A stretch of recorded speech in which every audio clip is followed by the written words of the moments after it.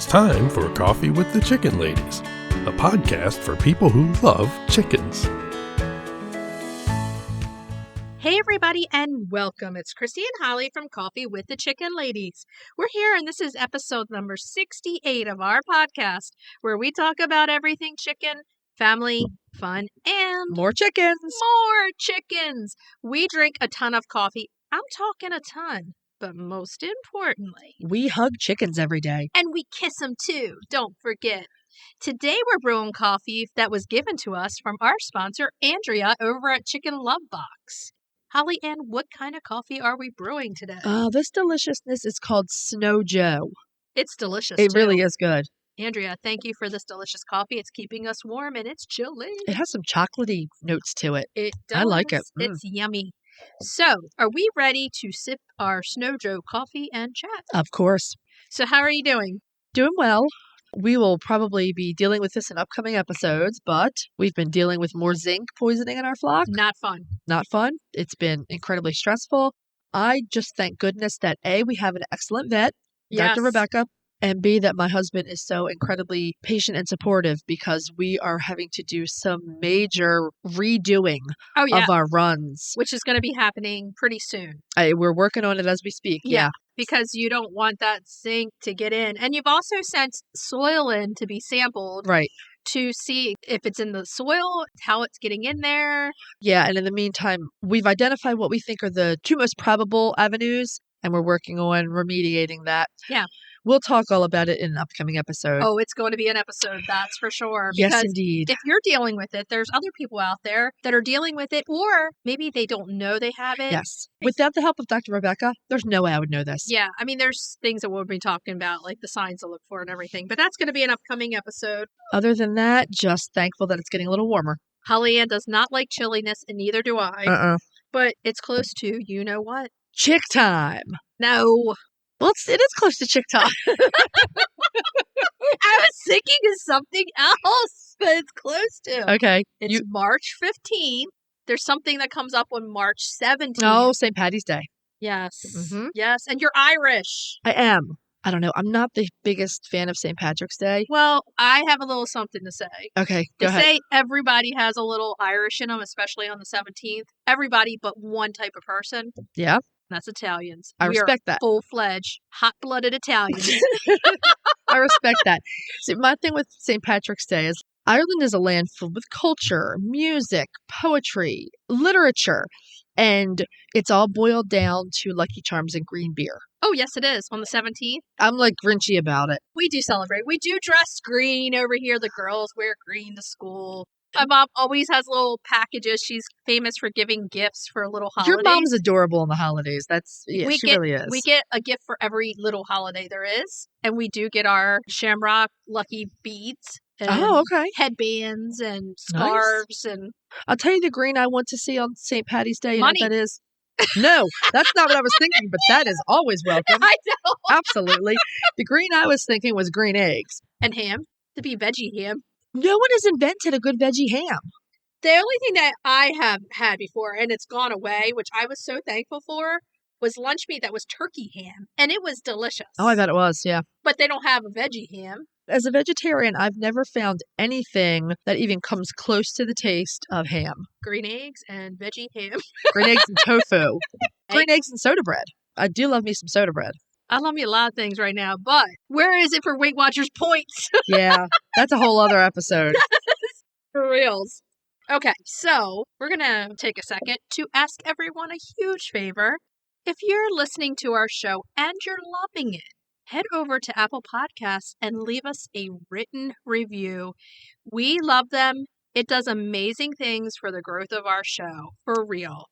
It really does help the podcast grow. If you're looking for other ways to support the podcast, you can head to our Etsy shop, check out the t-shirts we have on offer. Oh, they're cute. You can become a patron of the show. You can visit us at patreon.com/coffeewiththechickenladies. You can check out our levels of membership, which include a free monthly bonus episode and a monthly happy hour Zoom call. It's been so much fun lately. We've had a lot of people showing up. Thank you for everybody for joining and coming. And I can't wait for show and tell at the end of the month. It's a good time and it's building a nice community. Yeah, it's been fun. You can subscribe to the podcast so you never miss an episode. You can share your favorite episodes on social media. And the other thing you can do to support the podcast is head to the affiliate links in our show notes and buy products from our sponsors. Yeah!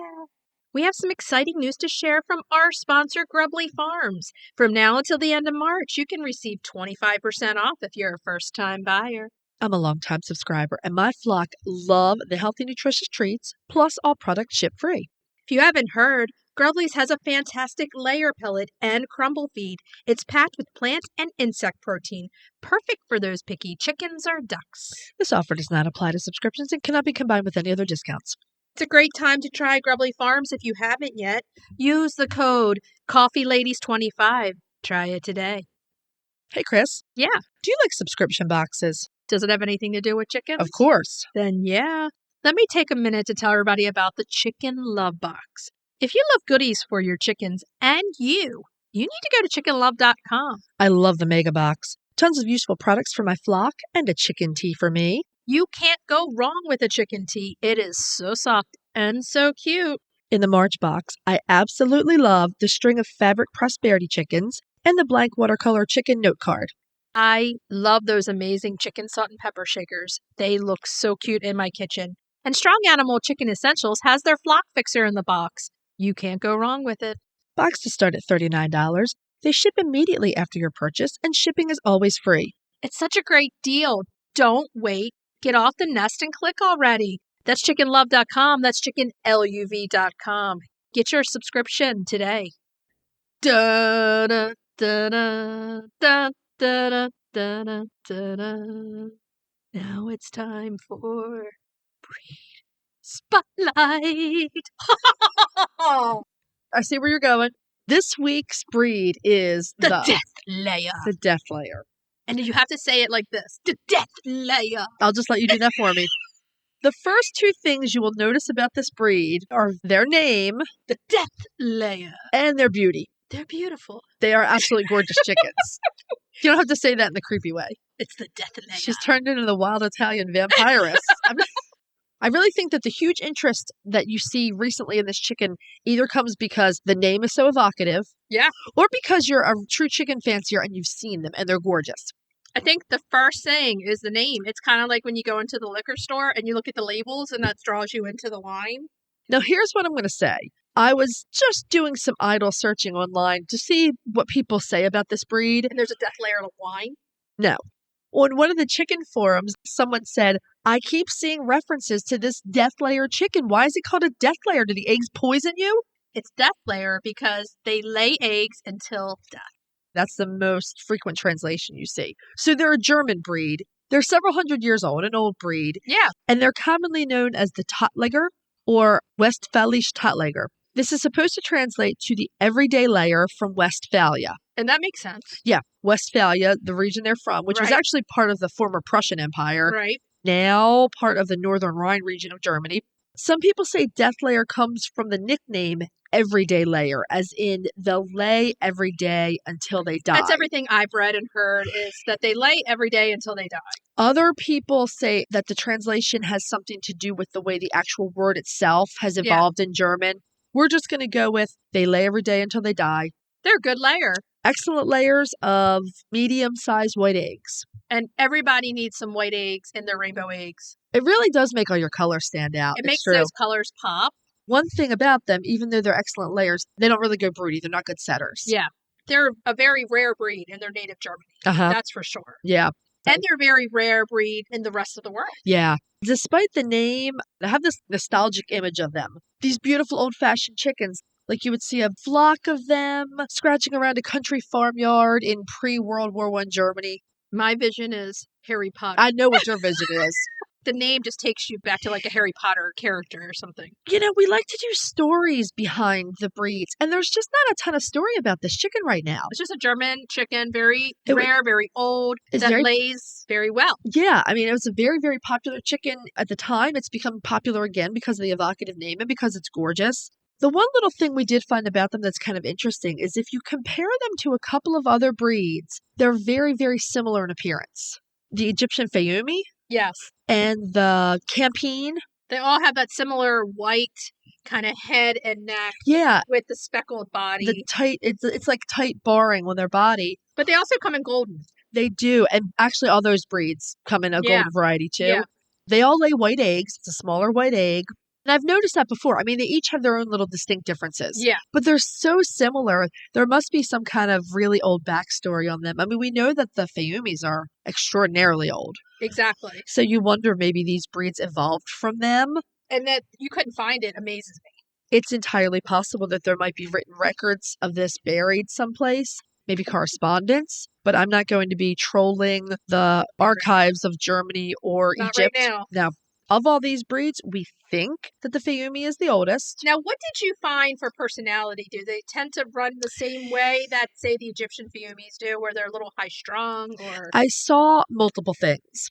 I saw that they are very active but fairly gentle. Okay. I also saw that they get antsy if they don't free range. Okay. I saw them called flighty, but then I also saw them called content as long as they have their foraging time. Okay. I mean, it's kind of all over the place. That kind of does remind me of the Egyptian Fiumi. Absolutely. I mean, a lot. A lot. If you're listening to this, look up both chickens and you will see exactly what we're talking about. To make it interesting, throw the campine in there as well. Yeah, they had to somehow evolve from each other. They are a bit bigger than the Fiumi, and they also are supposed to be reasonably cold hardy. They're a smaller bodied chicken, but I will tell you that the Fiumis do not like the cold. Really? Yeah. Well, so what do they do? Do you notice them like go in the coop a lot more? Oh yeah, they'll hunch. They squeeze up against Yeah. the fluffy girls to try to stay warm. They definitely do not like the cold. The Deathlayers are small bodied. The roosters are supposed to be about an average of 5.5 pounds and hens about 4. I do think that's a little bigger than the Fiumis. Unlike the Fiumis, they have a cushion comb. They don't have a ton of comb, although the roosters have a decent amount of wattle. Right. They have white earlobes, and they have those big, dark eyes. Come closer so I can bite you. Well, that's please. just Delilah, but yeah. Did we bring up the fact that these are not APA recognized? That's crazy to me. I suppose there just haven't been enough of them around that they were introduced. You know, they were For sponsored breed to have a standards. standard. Yeah. Yeah. I don't know that there's ever been much of a presence of them in the U.S. Well, we do know the one place that has them, the Oh, Green Fire Farm. Right. They imported the silver Deathlayers in 2016 and the gold in 2019. So if you're in the U.S., you can go to Green Fire Farms, see if they have them there. There are a couple of other farms that sell them too, probably breeding stock that they got from Green Fire Farm. Right. You can do a Google search and see if you can find a farm near you. And you can, of course, order them from Green Fire Farm. Again, they have both the silver and the gold versions. Which are both pretty. Yeah. Straight run. And they are $99 per chick. I don't think that's bad for a rare breed chicken. I honestly feel like people don't pay enough for chickens. I feel like for what you get from a chicken, the breeders that hatch them should probably be making more. You either get this animal that will sustain you with eggs or become a lifelong companion. They All have for $4. Exactly. I really don't have a problem with breeders charging a realistic price for a chicken that recompenses them for all the expenses Well, there put might out. be less rehoming and less giving up if you had to pay $99 for a chicken versus $4. So people buying fewer chickens because they value them more because they paid Right. more for them. I mean, there's logic there. I do see that. Chickens aren't the only ones that they do that with. Let's just say the whole little small animal exotic pet world. Yeah.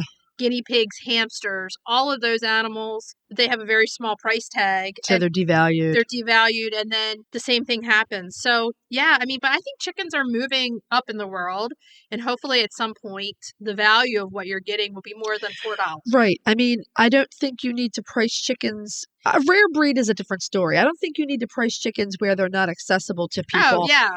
But I do think that breeders should be able to charge a more sustainable price. And we don't want higher prices, but we do want higher value on life. And unfortunately, some people out there put the value on life of how much you paid for the chicken. I don't want to pay higher prices to, say, a big box store. Yeah. But I do not have a problem recompensing a breeder or farmer what they deserve to make. Yeah. I mean, it's sad that that's what it takes for people to realize the value of life. Yeah. It doesn't matter if you pay 2 cents or $200 or something. The value of life is still way, way above that. Absolutely. It's a living creature. So that is the quietly beautiful Deathlayer. Leia. A chicken that does not match its name. No, it doesn't. It doesn't. I want people to go look it up and like it on its own merit because it's such a beautiful little chicken. With such a strange name. Have you heard of Strong Animals Chicken Essentials? They make natural supplements for your flock. Strong Animals has used plant-based products and natural approaches to promote the health and vitality of backyard flocks. Their products contain organic essential oils, prebiotics, and other natural ingredients to support the immune system and digestive health. Give your chicks and chickens what they need to thrive with Strong Animals health products. Visit GetStrongAnimals.com today. Are you looking for a vintage small farm feel for your egg packaging this year? Or are you looking to develop a unique brand image with custom packaging?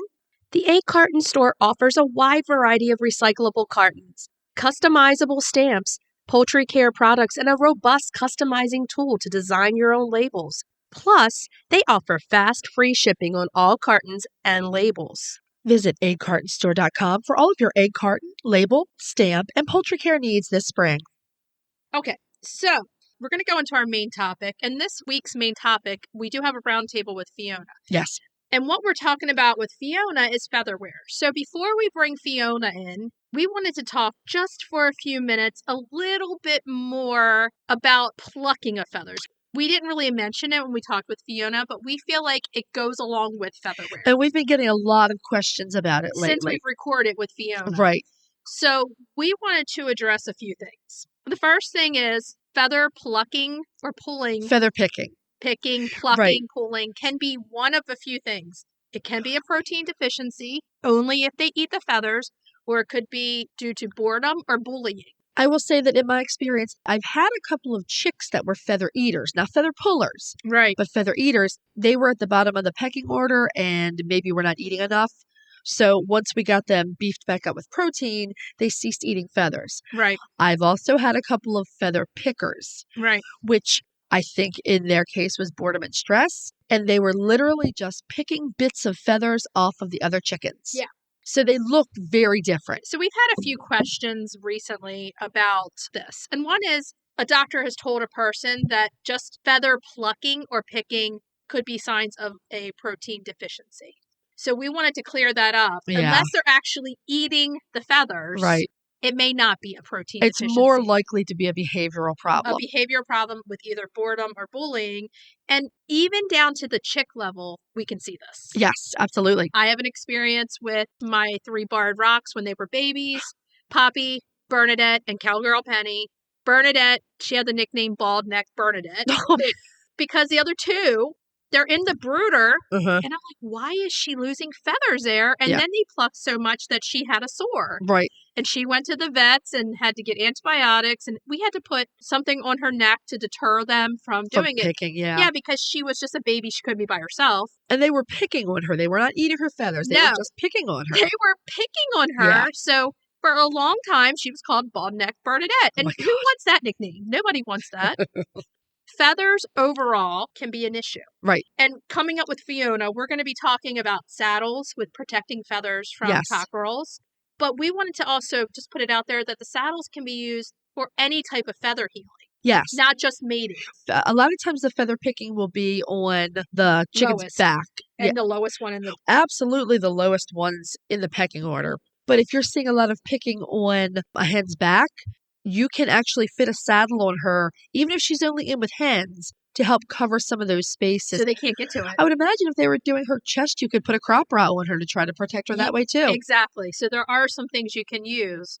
We wanted to clarify that. Yeah, just we've had several questions about it lately, and it's not the easiest thing to find quick information on. Right. So there you go. That's the difference between feather eating and feather plucking. Yes. And now we're going to bring in the wonderful floof lady Fiona and Oh, talk yeah. about featherware from roosters. Okay. Let's bring in Fiona. Hiya, how are you doing? Good. So we have Fiona here for this month's roundtable. We love talking with Fiona. And usually we talk for hours before we even record, which again we have done today. 2 hours ago we started, I have to say. We've just stopped laughing. We had a little bit of catching up to do. Yes. Yes. It's so much fun. And I've always said I feel like I've known Fiona for 20 years. Yeah. Never mind. If we were all 20-year-olds together, maybe Oh, that would have been dangerous. Yeah. Seriously, it would be dangerous. Probably. So before we start with this month's roundtable with Fiona, We want to go back because in episode 64, the Skinny on Snacks, we were talking about soldier fly grubs and dried and oven baked grubs over in the UK and the reasons why they were not available. And we kind of mentioned the fact that any way that something can feed on catering waste, the UK says no go to feed to any other livestock. We were talking again with Fiona, and Fiona has done some extra research into this, and she wanted to bring us an update on this so that we can clarify this for all of our UK listeners and everyone else. Yeah, so I always thought the reason we couldn't feed mealworms or dried insect larvae in the UK was because of the fact that they could be fed on catering waste. And because of we've got these rules which came about because we had BSC in cows a few years ago, which caused an outbreak of CJD, Creutzfeldt-Jakob disease in humans. And there was a load of rules brought in around animal byproducts in the UK.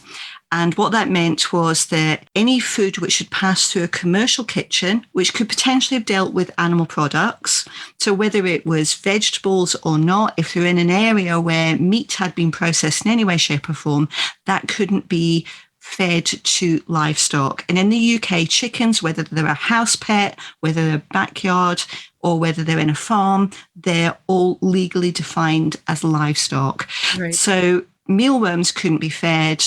I believe that was because they were in the main fed on catering waste. And actually, there's lots and lots of very, very good authorities out there who also have this kind of information on their websites too, and say that the same thing. Yeah. But I've done a bit more research and I have found a publication which it takes a bit of digging. It has to be said, the UK government, like most governments in the world, have multiple pieces of information in multiple places because the legislation itself is not easy to read. Right, I mean, I read the legislation, but even then, there's so much documentation in the legislation, and it's not written in an easy way to absorb. So you tend to go to summary documents and various interpretations. And I finally found the relevant paragraph. And what it actually says is, dried terrestrial invertebrates, brackets insects, and processed animal proteins of insect origin cannot be used in farm animal feeds or in treats, for example, hen treats.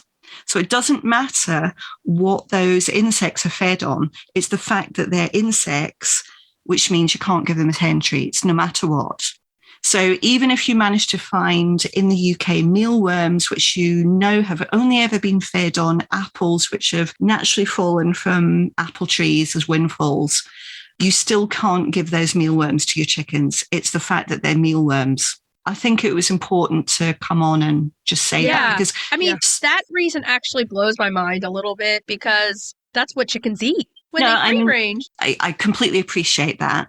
But the rules are, that's not just talking about hens, that's to farm animals. And they put chickens under the farm animal category. Yeah, and chickens are legally livestock, so therefore farm animals. No matter how you keep them, they are legally farm livestock. And that's why they had to put the little tidbit in about hen treats. We're trying to push for chickens to cross that barrier and become companion animals and not considered livestock. That's one of our goals through all of this. So hopefully one day that will change over there and they will be under a different umbrella. Thank you for looking that up because it's really good to clarify why. It's useful information. If you've been scratching your head trying to figure out, for instance, if we wanted to send treats to you in the UK and we were trying to find something that wasn't fed on catering waste, now we know we can't send you anything insect related. So, no, thank you for that clarification. It's good to have the actual right information there. Yeah. It really is. Yeah, and I've sent the link as well to you, Holly. If you want to pop that on the show notes, that would be great. Yes, and then people can check it out on the government website. Okay, so this month's roundtable, we're going to talk to Fiona about feather wearing and everything that goes along with it. We're going to touch specifically on feather wear that's induced by amorous cockerels. Get that right. It is March, and young roosters' fancies are turning to thoughts of love. My two cockerels come racing out the coop in the morning, and oh my goodness, the Frankie won't come out. She waits, honestly. Well, she's clever because she's the oldest one now. So all of the other youngsters come out, and he, gets his little wing feather out, does his little dance. And then Frankie goes, no, let it get out of his system. Let him sort himself out, and then I'll come out for my breakfast. It's fine. Exactly. Agatha Christie used to do that when Ricardo Montalban was alive. He would come bursting out of the popcorn. Jeez. Well, I mean, when you call him by the full name. Ricardo Montalban. I now have this image of the Latin lover and the tweed-clad lady. It just doesn't work. I'm sorry. He would come bursting out of the pop door, and he would generally run to his favorite hen, which was Esther Williams. And you'd see Agatha Christie with her little head coming out of the pop door. Is it safe? That's Frankie. Is it safe? That's Frankie, yeah. Poor Esther would take one for the team, and Frankie's smart. So this all goes back to featherware in hens. And now everybody can guess how it happens. Chickens mating.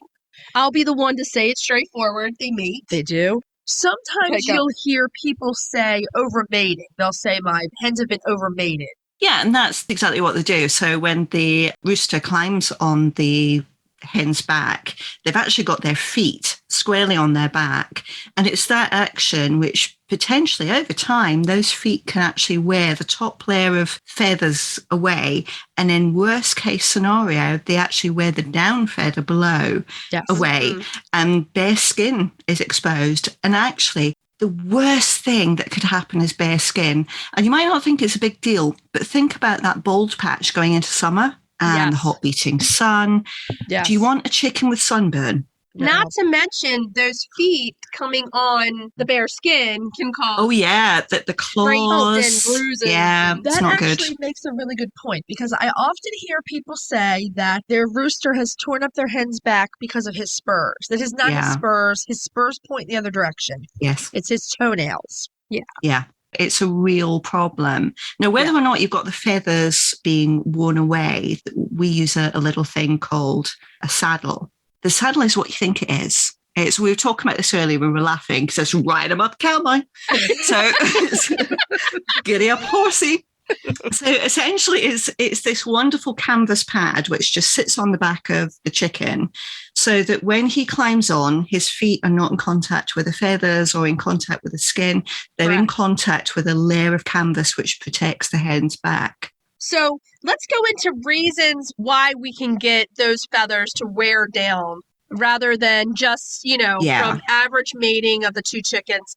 Well, there's three main reasons, and it could be one or a combination of all three of these. So it could be that you don't have enough hens to the number of cockerels that you've got. That's the first one.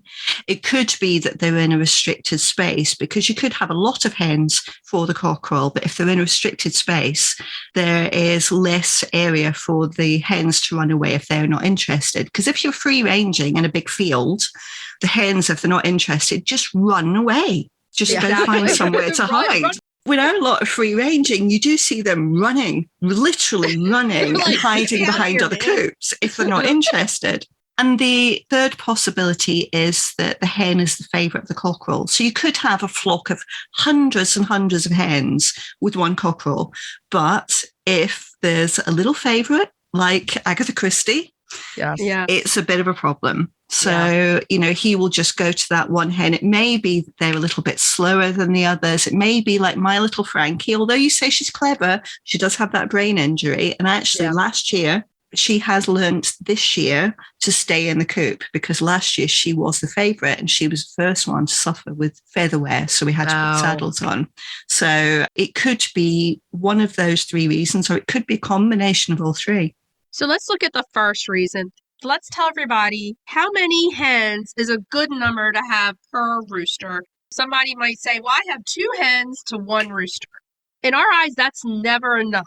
No. We always say the magic number is 8, at least 8 hens per rooster, to spread the love around, if we should say it that way, so that not one hen is getting too much. I've changed my mind a little bit. I would say 8 to 1 in a free range environment. And that's what I've always said. But with 3 years in the UK, we've had avian influenza restrictions. In restricted spaces, I would now say 14 to 1. Yeah. Oh, wow. Okay. You almost doubled that number. Absolutely. Yeah. It has that much of an impact. I really think Wow. Yeah. Last year, we had 10 hens and 1 rooster in a restricted space, and all of the hens were in saddles by the end of the avian influenza restrictions. Every single one was in a saddle. He was busy. Yeah, so it definitely is a difference for free range versus in confinement in a run. In a confined run, I can definitely see how you would need more. Yeah. And that's what's scary, because a lot of people are like, I have 4 hens to 1 rooster in a run. And it's fine. I fine. guess there are exceptions with personality and breed. There could be, yeah. You know, George the Nankin, he's fine with 3 or 4 hens. I don't necessarily know that's a bantam thing. That might just be because he's such a gentle guy. But you make a good point, because my experience is purely Orpingtons. Yeah. Because that's what we breed. So we only keep Orpington cockerels. So I'm talking purely from that side. Well, it applies to Jersey Giants as well, because Ricardo he was a love machine. That's a nice way to put it. Every time you say his name now, I want to go, like that lover with a little sword. This is a shame there's no video going with this, because I'm there doing little sword swishes to go with the noise. Never mind. Clips of this video. Okay, so what's it going to look like when we see this featherware? The first layer would be the longer outer feathers. The very first signs that we notice is that now and again you'll see some white down tufts showing. Okay. And they don't necessarily get hidden quite as easily under the top layer. So it's not an obvious wearing of the feathers. Now, we've learned over time, when we've got them in restricted spaces, we'll immediately put a saddle on at that point. But you can, if you're in a free range environment, if that's all you're seeing, I wouldn't worry about it so much. It's when you start to see a slightly larger patch of white down showing, I would say absolutely consider taking action at that point. Another point that I'm going to bring up, when chickens are molting, that could be a problem in itself if you have a roux in there with featherware. I mean, because that's painful enough when the hens go through that, much less a rooster trying to get on top of them. So that might be another thing to investigate, what to do in that situation, because the saddle itself may hurt with those pin feathers coming through. That's a really good point. Actually, I think all of my roosters have been molting the same times as the hens. So they're not as loved. But our temperature's more extreme. Have you found that your cockerels are molting the same time as your hens, Fiona? We don't keep our cockerels long enough because we don't want them to mate with their offspring. Right. So our cockerels leave us within the first year. That's right. They don't get to the stage of molting. So you don't get to that point, which I would be interested in hearing what happens. So if somebody out there is listening and has some insight on it, send us a message or an email. When the cockerels are molting, their sex drive is less at that point. In my experience, with however many roosters and cockerels we've had over the years, the molt is never as terrible as it is with a hen. A lot of their neck feathers are replaced, and a lot of their tail feathers will fall out, and they have this funny little funnel. It's really silly. But that affects their sex drive? Yeah, they're quieter. It must do, because their energy levels has to drop, surely, because they need so much energy to produce those feathers. Those feathers, absolutely. Yes. Yeah, that's a really good question. If there is anyone else out there who has encountered something different, let us know. I'm sorry, Fiona. I know you always rehome your cockerels at the end of the year, and yet I always say that. Yeah, I mean, because with us, we are going to use the eggs which are produced, and we cannot risk having a cockerel which has given rise to a hen, then mating with that hen. Yeah. The interbreeding is not fair on our buyers. We need genetically strong offspring, both for ourselves to keep for the next generation again, and so that our buyers get the best possible chickens. The other thing we need to look into with featherware is feather breakage. What do we do at that point? If a feather breaks in half from the mating, do we leave it in and let it fall out naturally through the next molt? I would leave it in unless That's what we do, yes. Yeah. We don't actually see that often, to be honest. We tend to see more the feathers wearing away. And the feathers may come out completely, but they rarely seem to break in half. Okay. So they're either worn away or they're pulled out.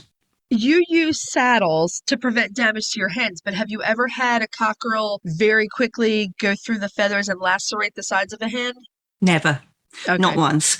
And I don't know whether that's luck, but we've been doing this for a number of years. We've never had that. So Yeah. I would assume that if we didn't put the saddles on once the dam was exposed, we would be at risk of that. But we've never seen that happen with the proper secondary feathers on top. It's never been an issue. And actually what we try and do as well is we try and buy saddles which have got a fleece lining on the inside. And I don't know whether it does make a difference, but it makes me think that it's a little bit of extra cushioning for the hen. Right. That brings me to the next question that I want to go to. At what point do you put the saddle on? I don't wait till they're worn. I look for the very first signs of seeing white down. If you see white down just showing once, it may be that they've just been preening and have pulled a white down feather out through the top layers. So I don't worry about it. I only see it once. If I see it 3 times from the same hen, that hen gets a saddle. And we do it almost straight away. Because the thing is as well, the cockerels aren't great with aiming. So when they climb onto the hen's back, even with the saddle, sometimes they do get their feet underneath the saddle.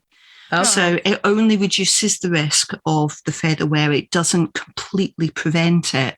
So the sooner you can get the saddle on when you see it, the better, because the greater your protection over time. If you wait until all you can see is white down and all the top layer's gone, you're going to end up with a bald patch by the end anyway. Yeah, the down feathers are going to come out easily. So so easily. You can get some really cute saddles. You can have fun with this. Of course, I'm going there with this. You know, there's unicorns on some of ours underneath. It's like the fleece lining that I was telling you about. If you look at our Instagram, the saddles on our chickens are kind of, brown canvas. They're nice, but, they're very practical. Underneath the fleece bit, the stars, I've got the unicorns, I've got Harlequin checker plates. They're really quite jazzy. They're quite good. If you have to do it, hey, I'm going to have fun with this and, get some good pictures. They're out there for a reason. So let's talk about the saddles now. You said they're made of a canvas because you need something that strong to protect against those toenails. There's no point in having one if the rooster's going to climb on and their claws are going to go straight through the saddle. Exactly. So it's got to be a strong material, So you want to make sure when you're shopping for a saddle that the top part where the rooster is going to put his feet is going to be a strong material so that it stops those claws from going in. Yeah. The underneath can be fleece and soft and fuzzy to be against the skin. There are different formats of saddle as well. So you can get just plain saddles, which just cover their backs, or you can get ones called butterfly saddles, where you've got little flaps over the top of their wings as well. So a lot of it depends on how your rooster actually climbs on your hen's back.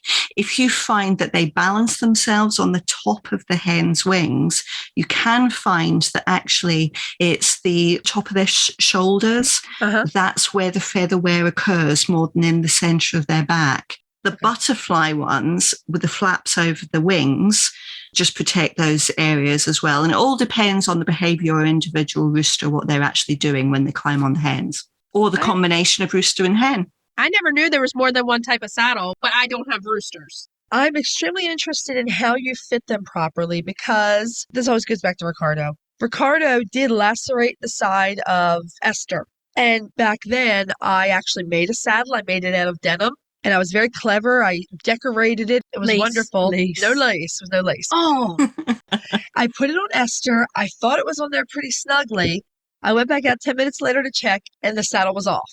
Yeah. I put it back on her and watched as she and her sisters pulled it off again. So at that point, I gave up on the saddles. I'm super interested in hearing how you figure out the right saddle to put on a hen. And how do you do it to make it stay? Well, the most important thing about the fitting is actually the length. So before we get onto the closures and how it actually goes on, the really important bit is the length between the shoulder blades, the top of where it's going to sit, and where it's going to end up on the hen's back, because it's absolutely crucial that the hen can still get to the oil gland. Or we were laughing about this earlier because we can't decide on how to pronounce this word. So we either say preen gland or oil gland. I say oil gland. You say preen I'm gland. going to say preening gland. Gland, yes. I say uropygial gland. You guys say Uropygial gland. Uropygial Yeah. gland. So if We're just anyone gonna say wants to preening. correct us, yeah, please do. But the important thing is that's where they're going to get the oil to waterproof and showerproof the feathers. So they need to be able to access that. If you're not sure what that looks like, I do have a video on YouTube about chicken saddles, and there is a picture of the oil gland on there. I was telling Chrisie&Holly the story a little while ago. I did have a lady contact me a little while ago because she thought her chicken had a tumor. And I know that sounds strange, but actually, if you're a first-time chicken keeper and you don't know about the oil or preen gland and you find it for the first time, it is a bit scary because it does stick up quite a long way and it could be mistaken as growth. You'll see them going for it, and then you'll say, what are you doing? People then understand, oh, they're getting oil from this little gland and the feathers. Yeah, but once you know, it's obvious. But if you don't know, it can be a little bit scary. But it's really important that the length, that you measure that and you buy a saddle which is an appropriate length so that that gland is still available to the chicken. Okay. And then it's the fitting itself. And there's multiple different fittings you can get on the market. So at the top of the saddle, there's 2 loops, and those 2 loops are basically tape loops which go over the shoulders of the hen's wings. Okay. And usually you slip the wing into one of the loops, and then the other one is fixed with either a popper or a Velcro or even a button. And depending on how clever your chickens are, it depends on which fastening you go for. I don't like Velcro. My feeling is that the Velcro teeth can potentially get caught in the chicken's feathers themselves. Yes. And that always worries me. So I've never bought the Velcro ones. I mainly have popper ones, but it has to be said, lollipop, flipping little lollipop, that chicken, I had to put 4 different saddles on that flipping hen this week until I could stop her, because she has worked out how to undo the poppers. Oh, for heaven's sake. Oh, wow. I know. Always a smart one. She really is. So I've managed to get one with a popper, which is strong enough that she can't get it off. But I probably will buy one with a button, or I may replace one of the ones that the popper has started to degrade a little bit, and I will replace it with a button, and that's what she'll get. Okay. This is one reason we wanted to come on here and talk about this with everyone, because it can be confusing, especially if you're a first-time chicken mom or dad and you are confused about what to do and how and where to get this. They can be confusing. So it's good to know, like, you need to measure first. You need to make sure it's a very strong material, because when you go and you Google chicken saddles, you're going to see like 500 different things come up. There's tons of them without a lot of information. Right. So it's very difficult to know where to go first, what you should try first. So I'll have the link in the show notes, or you can head straight to English Country Life on YouTube and check out the video on chicken saddles, how to protect against featherwear. You don't want to spend money on all these different saddles and then you can't really send them back. It's very hard sometimes to send these things back. One of the most important things I want everyone to take away from this is you need to measure all the way to make sure that you are not covering up the oil gland, because the oil gland, the preening gland, needs to be accessible to these chickens so that their feathers can remain healthy even with the saddle on. Right. Once you measure and realizing where you need it, I love the fact that the little shoulders can be covered and there's different things to look for. So it may seem silly to talk about this, but it's not. You don't want a chicken with sunburn, trust me. And let's go into that, because here's the other thing. In the summer, when all this is going on, if you have a chicken that has skin exposed, it's the same thing that if we have skin exposed, you need sunblock. Yeah.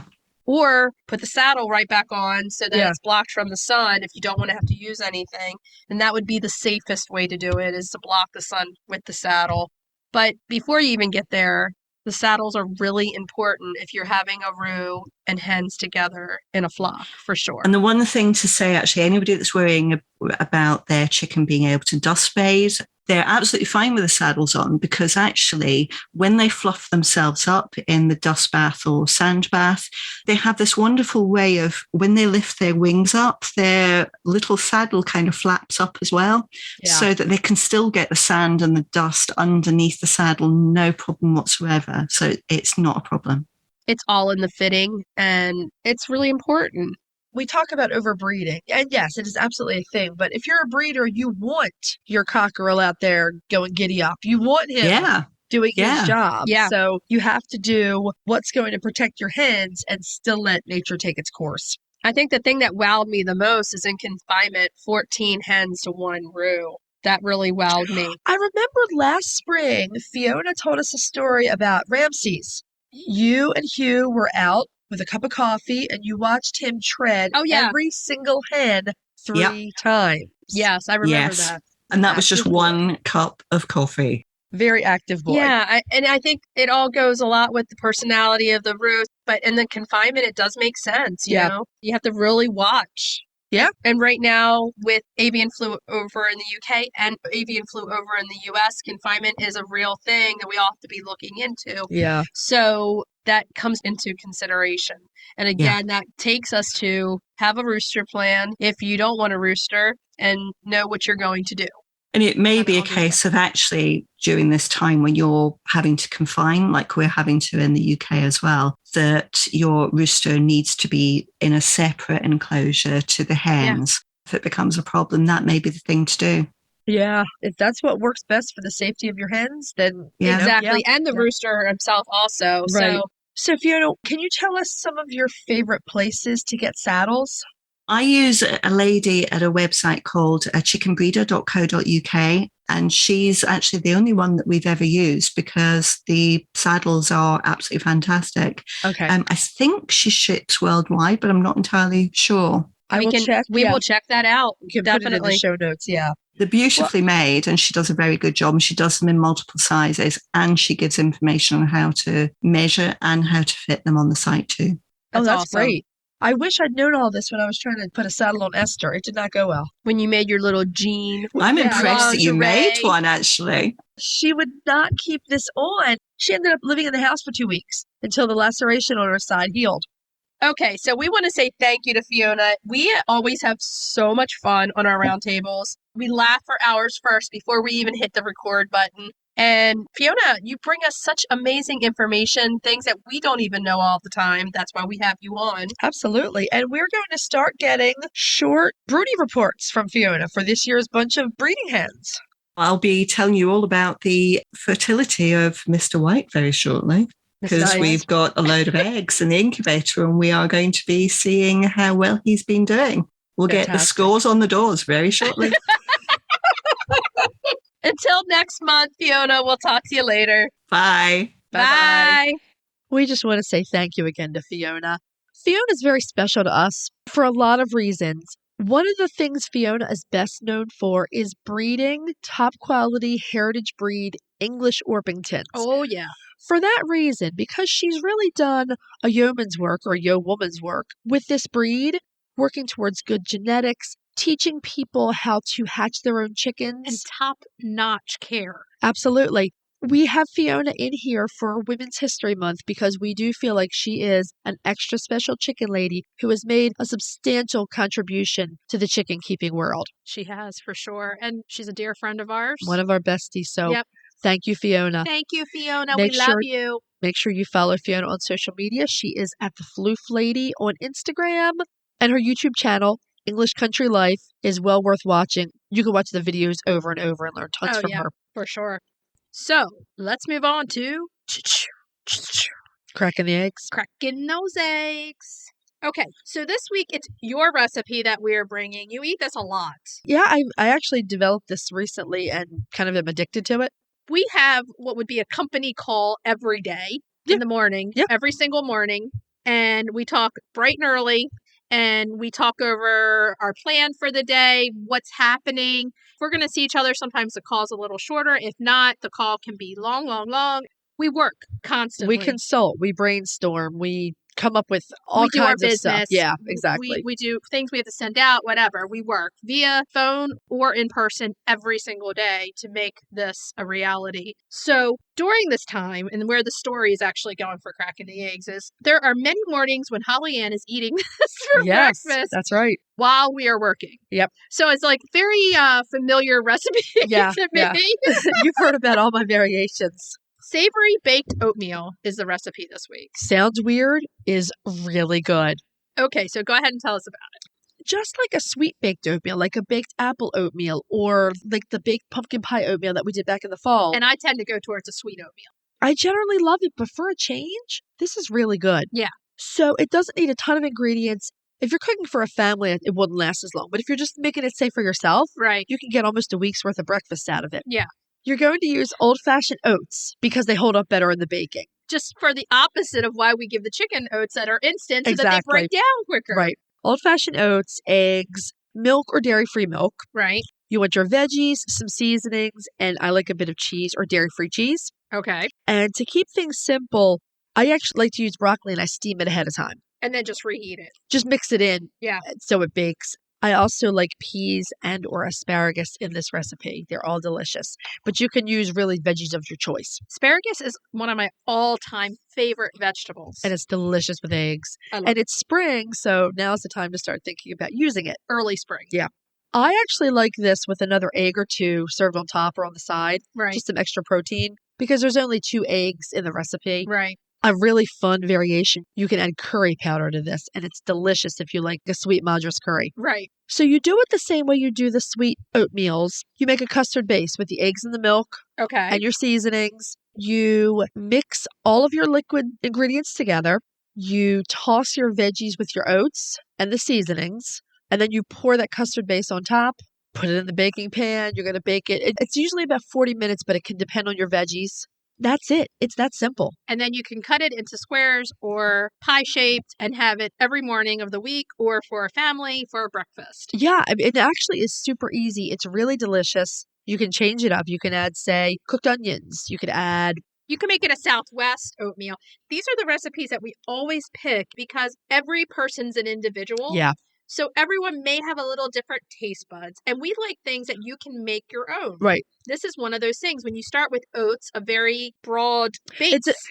Oats are a nice neutral base for a lot of things. That's exactly right. Yeah. It's a neutral base, and you can add a lot of different flavors to it to taste the way you want it to Absolutely. taste. I mean, as a vegetarian, I'm not going to put meat in it, but you can. You can mix meat into it.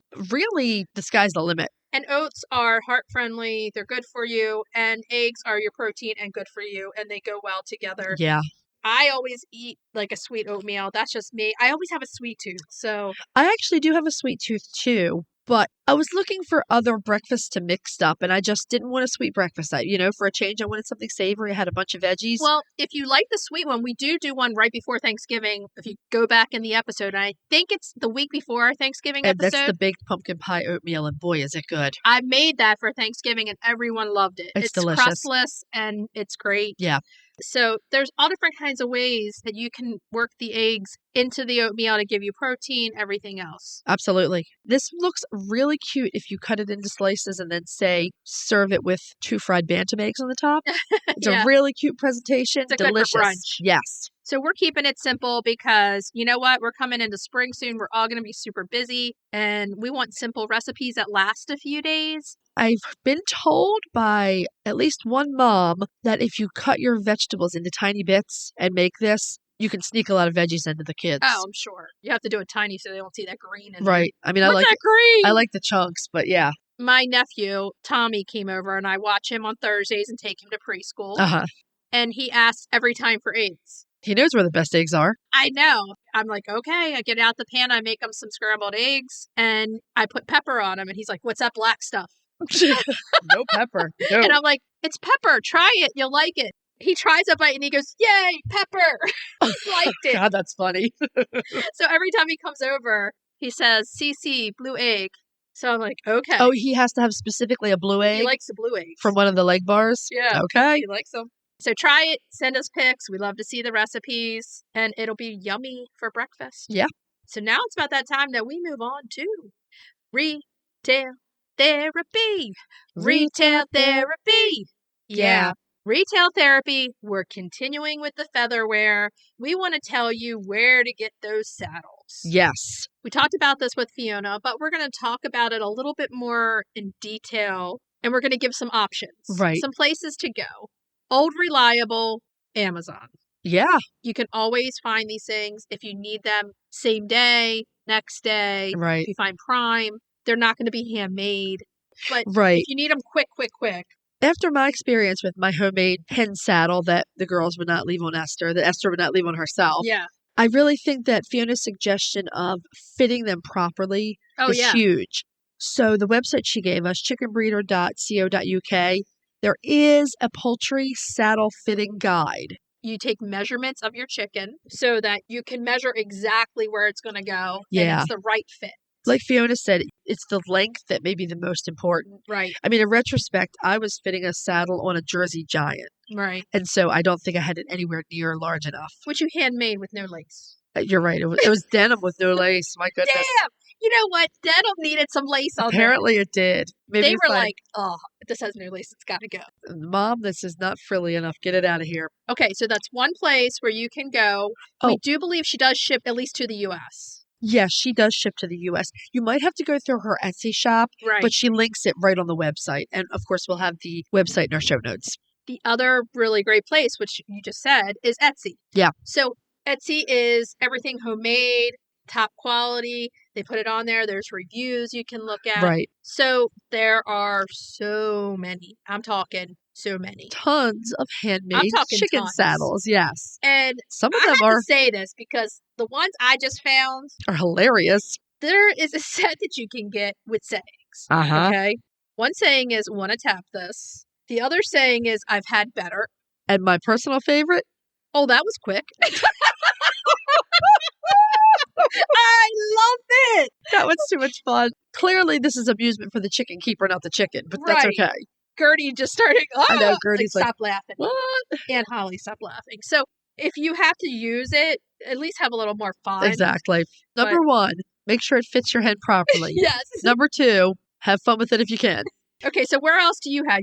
Our old friends at Krazy K Farm, our favorite crop bra maker, they also make hen saddles. Yay. Yeah. And we know they're top quality, top Absolutely. notch. So you're going to get something that's going to work. Yeah. And again, you have to measure to make sure this has the proper fit. Right. If you don't measure and you guess, you may have a wrong fit. And then it won't work for you and you'll be frustrated. Well, and then like what happened with me, I went out there 5 minutes later and the hen saddle was in a bundle on the mud. And the head saddle also had written on there cock blocker. And I drew a rooster on it too. But the girls didn't care. They ripped it off and let it lay in the dirt. So yeah. All that hard work. This was early on in my chicken saddle making career. It was a short career. All that hard work, and they're like, get this off of me right now. I mean, I really do think the other hens helped Esther take that off. They were like, that is like not good, man. The You gotta speed get of that lightning. They were like, yeah, no. Get rid of this lady. I also found some on Chewy. You're Chewy.com. all together, go for all your pet needs. Chewy is now starting to carry a lot more chicken stuff. Well, I got to tell you, I got a super good sale on Cozy Coop heaters from them several months back. So I trolled the Chewy site for chicken stuff. Oh, yeah. And sometimes they add new stuff. It's a good place to check. It's pretty quick delivery. You know what I also found on there? I was reordering something that Andrea had put in the chicken Luv Box. Uh-huh. And it was this tiny crushed grit and oyster shell. Huh. And that's what I use for the Bantam Nankins. Oh, nice. Yeah, it's perfect. Anyway, shout out for Chewy. Yay, Hey, Chewy. in all of these things that we've researched, did we see any saddles for Bantam girls?